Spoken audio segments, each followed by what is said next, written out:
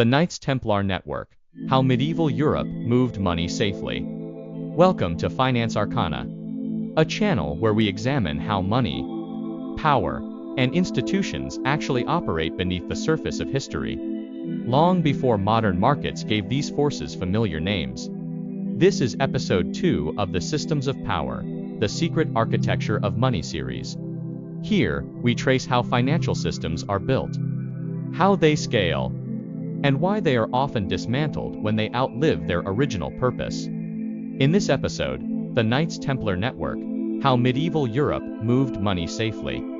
We look past legend and accusation to examine how a medieval military order became one of the most trusted custodians of wealth in Europe, and why that concentration of trust ultimately made it politically vulnerable. If you enjoy historically grounded stories that connect institutional power to modern investing and market structure, consider liking this video, subscribing to the channel, and sharing it with others who want to understand how systems really rise and fall. Because this story does not begin with myth. It begins with a system being switched off. Before dawn on Friday, October 13, 1307, sealed orders were opened across France in near-perfect synchronization. Not in public courts or royal councils, but behind closed doors where resistance could not form, and explanations would come later. Knights were arrested in their sleep.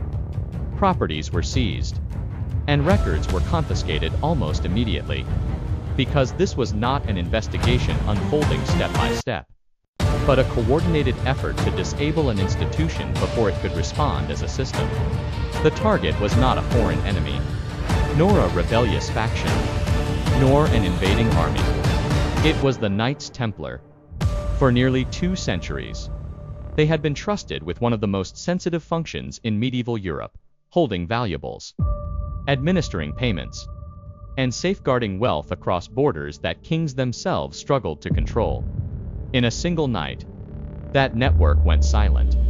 2 centuries earlier, this same institution had begun as a small, disciplined brotherhood led by Augustapans, created to solve a practical problem no ruler had managed to control. If you were a king facing mounting fiscal pressure, watching an untaxable institution accumulate trust and assets in your kingdom, but yet beyond your reach, would you have waited for legitimacy, or acted first? Because this was not about heresy yet. It was about control. And to understand why this system mattered, we have to return to how it was first built. But the mechanism that made this seizure by the French crown possible hadn't been exposed. In the years following the First Crusade, which ended in 1099, Jerusalem was officially under Christian control. But in practice, it remained a volatile frontier city, where authority was fragmented. Roads were dangerous, and pilgrims traveling from Europe were frequently robbed or killed before reaching the holy sites they had crossed continents to see. In the early 12th century, a small group of knights led by Augustapans approached King Baldwin II of Jerusalem with a proposal that was practical rather than heroic. They would form a permanent brotherhood dedicated to protecting pilgrims along the roads between coastal ports and Jerusalem itself. This was not symbolic service. The routes were lightly patrolled, constantly threatened by bandits, and posed a genuine logistical problem for a kingdom struggling to assert control over its territory. The group was granted quarters near the Temple Mount, associated with the former Temple of Solomon. And from this location, the order later took its name. They adopted a rule of life that combined monastic discipline with military obligation, including vows of poverty, obedience, and communal living. And at this early stage, they possessed little wealth, no formal legal privileges, and limited political influence. What distinguished them was consistency. In a world of shifting alliances and fragile authority, the Knights Templar behaved predictably and enforced discipline internally, solving a real problem others could not. And real solutions attract powerful patrons. Continue watching to see how the order, once the poor order of knights, now started. By the late 1120s, the Knights Templar had proven themselves reliable on the roads of the Kingdom of Jerusalem. But reliability alone was not enough to guarantee survival in a landscape dominated by feudal claims, rival orders, and competing church authorities. In 1128, the order was formally recognized at the Council of Troyes, an event shaped decisively by Bernard of Clairvaux, whose endorsement framed the Templars not as mercenaries, but as an institution performing sacred duty through obedience and discipline. This recognition transformed the order's legal position. They were no longer a local brotherhood operating at the tolerance of regional rulers, but a sanctioned religious order accountable directly to the papacy.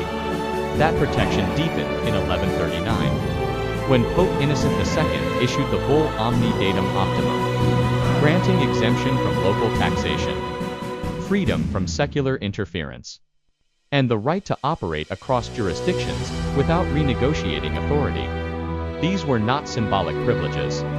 They created a legally insulated organization capable of scaling across Europe.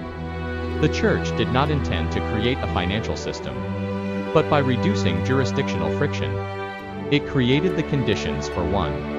And once legal insulation exists, trust follows. From the outside, everything looked stable for now. At first, the requests were modest, involving pilgrims who deposited valuables before crossing dangerous territory, and nobles who sought temporary safekeeping while traveling through politically unstable regions.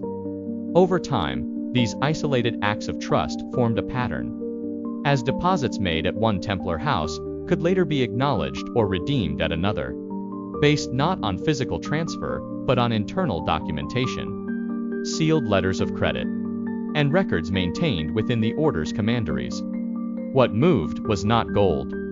What moved was authorization. Verification relied on seals, written acknowledgments, and hierarchical reporting, all enforced by an internal discipline that punished misuse severely and left little room for personal discretion.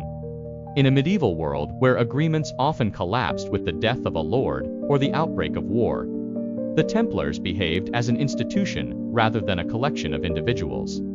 As the network expanded, commanderies across Europe became interconnected nodes in a system that allowed wealth to be safeguarded and accessed without exposure to local power struggles. This was not innovation for its own sake. It was infrastructure built to survive instability. And infrastructure attracts rulers with the most to lose. For now, the system held. That wouldn't last.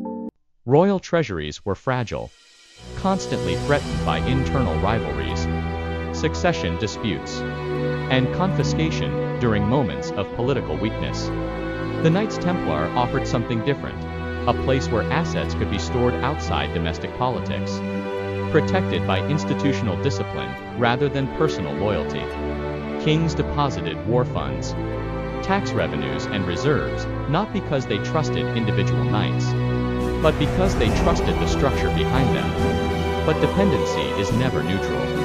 The more rulers relied on the order, the more exposed they became to an institution they could not command, tax, or easily replace. Over time, convenience shifted into resentment. If you are a king who owes money to an organization immune to your authority, that relationship eventually stops feeling cooperative and starts feeling humiliating. And humiliation breeds action, especially when the original purpose of that institution begins to fade, which is exactly what happened next. The consequences wouldn't appear immediately.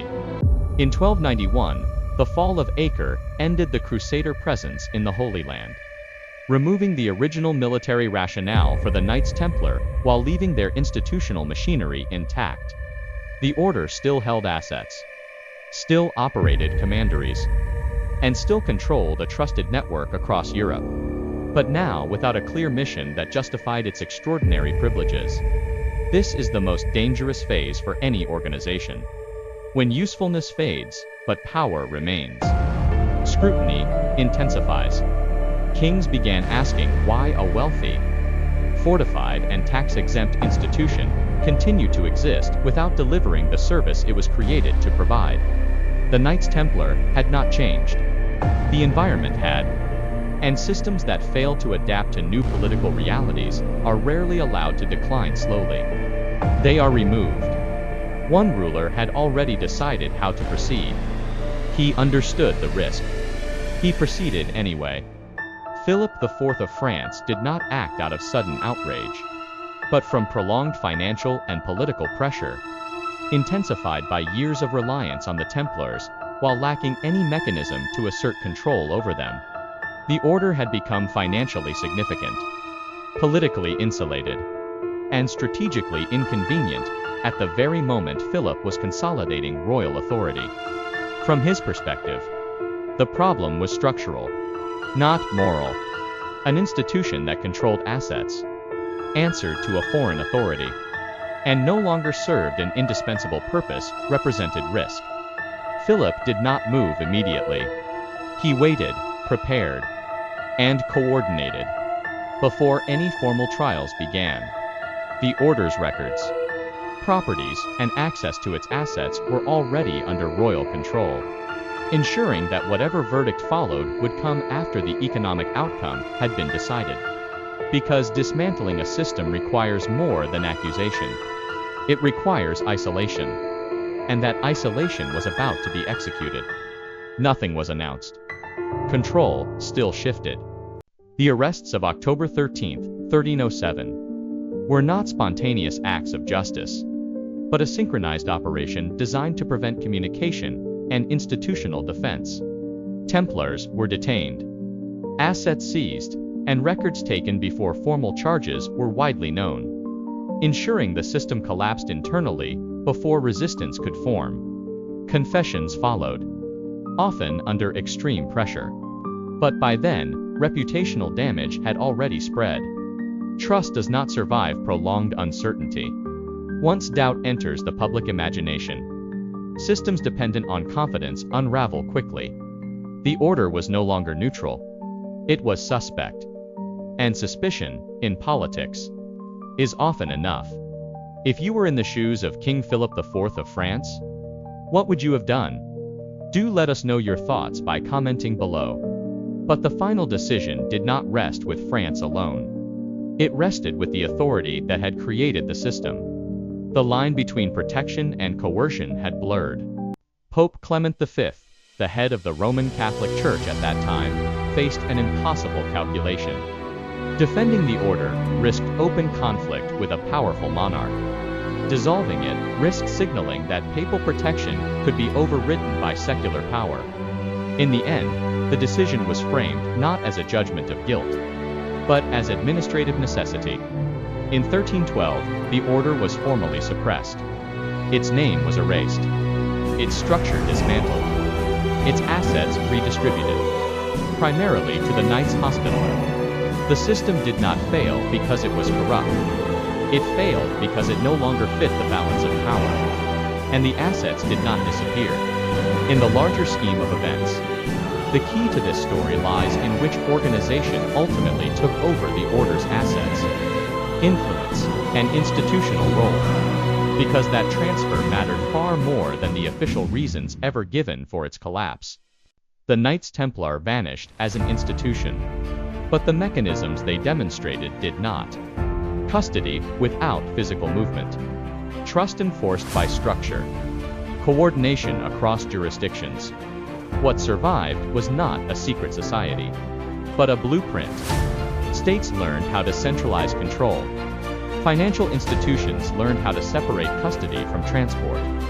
Power learned that when systems become too independent, they are absorbed or neutralized. This was not conspiracy. It was adaptation. And adaptation is how power persists. But the lesson is not medieval.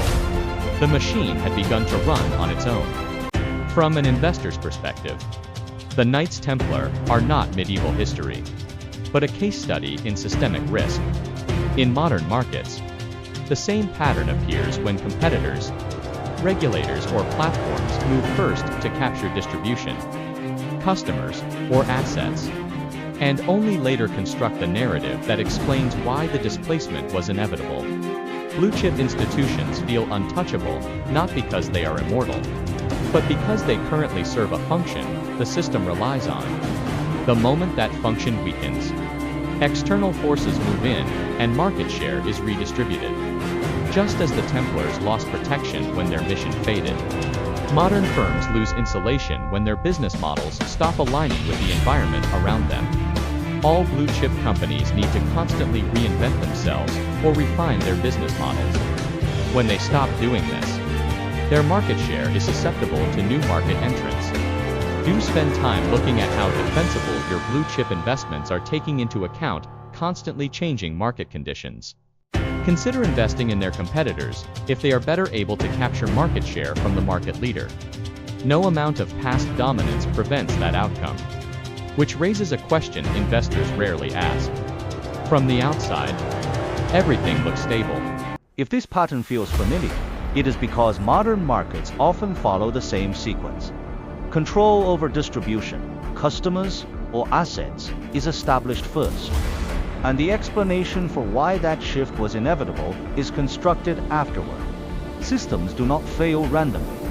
They fail predictably. When relevance fades, when adaptation stalls, when power recalibrates, the mistake is assuming permanence where only usefulness exists. And usefulness is never guaranteed. For now, the system holds. That wouldn't last. The Knights Templar were not dramatically overthrown. They were administratively erased. That is how powerful systems usually end. Assets are reassigned. Functions are absorbed. Narratives are rewritten. The public sees morality. Power sees logistics. If you were Philip IV, facing fiscal pressure and an untouchable institution holding strategic assets, would you have acted differently? Or would you have done exactly the same? Because the system left you few alternatives. He understood the risk. He proceeded anyway. Here is the mechanism. Stripped of myth, trust becomes infrastructure. Infrastructure becomes leverage. Leverage becomes threat. And threats are neutralized. Not debated. Not reformed. Removed. The Knights Templar did not invent modern banking. They demonstrated the political risk of institutions that outlived their usefulness. And power learned how to respond. Nothing was announced. Control still shifted. The Knights Templar remind us that money does not move because it wants to. It moves because power allows it. Until power decides otherwise. Systems survive only while they remain useful to the environment around them. When they stop adapting, external forces step in to capture their assets, their market position, and their role in the system. Thank you for watching the Knights Templar Network, How Medieval Europe Moved Money Safely, which is episode 2 of the Systems of Power, the Secret Architecture of Money series, here on Finance Arcana. If this episode helped you see financial history differently, consider liking and sharing it. And stay tuned for the next episode, where we uncover another system that once seemed permanent until it wasn't.